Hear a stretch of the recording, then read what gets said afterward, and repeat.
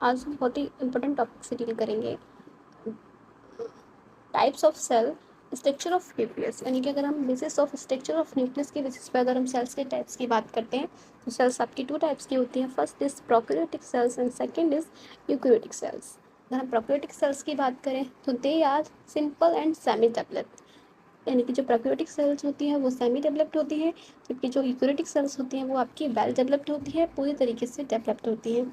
Second अगर हम बात करते हैं, they have semi developed nucleus and nuclear membrane. यानी इनका न्यूक्लियस जो होता है वो भी कैसा होता है, वो सेमी डेवलप्ड होता है। सेमी डेवलप्ड क्यों होता है? बिकॉज ये सेल ही सेमी डेवलप्ड होती हैं। सेकंड हम बात करें आपकी यूकैरियोटिक सेल्स की, तो उसमें जो न्यूक्लियस होता है वो भी कैसा होता है, वेल डेवलप्ड होता है। और यहाँ पर जो न्यूक्लियर मेम्ब्रेन होती है वो नहीं होती है, जबकि यूकैरियोटिक सेल्स में न्यूक्लियर मेम्ब्रेन प्रेजेंट होती है।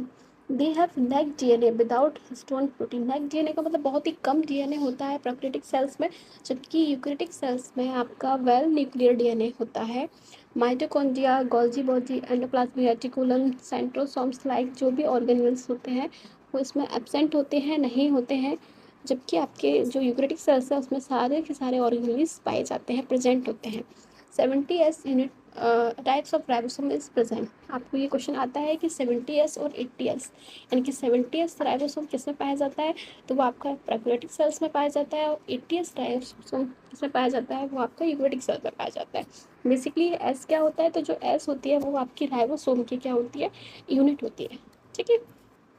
दे सेल वॉल इज, हाँ सेल वॉल जो होती है वो प्रेजेंट होती है आपकी प्रोकैरियोटिक सेल्स में, और यूकैरियोटिक सेल में भी cell wall thick cell wall होती है। बस इसमें थिन होती है, दोनों में ही सेल वॉल प्रेजेंट होती है, लेकिन प्रोकैरियोटिक सेल में कैसी होती है, थिन सेल वॉल होती है, जबकि यूकैरियोटिक सेल में जो सेल वॉल होती है वो आपकी थिक होती है। सेलुलर रेस्पिरेशन अगर इन मीजोसोम्स।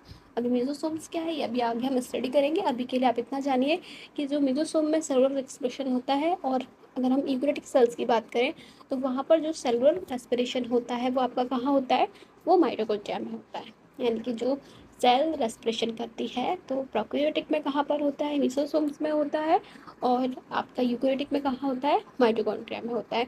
माइटोकॉन्ड्रिया और मीजोसोम्स दोनों के बारे में हम नेक्स्ट वीडियो में पढ़ने वाले हैं। ठीक है। सेकंड देखते हैं, जैसे अगर हम ये आपका जो एग्जांपल है वो प्रोकैरियोटिक सेल्स का है, और ये जो एग्जांपल है वो आपका यूकैरियोटिक सेल्स का है। ठीक है। बैक्टीरिया और माइक्रोप्लाज्मा ये आपके प्रोकैरियोटिक सेल्स के एग्जांपल है। प्लांट्स और एनिमल्स की अगर हम बात करते हैं तो वो आपके यूकैरियोटिक सेल्स के एग्जाम्पल है।